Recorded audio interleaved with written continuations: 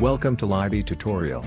Libby provides the services of Electronic Lab Notebook and Laboratory Information Management System.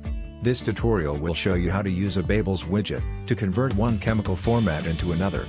OpenBabel is computer software, a chemical expert system mainly used to interconvert chemical file formats. Add a new section with the Babel widget to a record to get started. Copies a file, pastes the content into the input field, chooses the correct input format, and then chooses the output format. Please click Submit to start converting.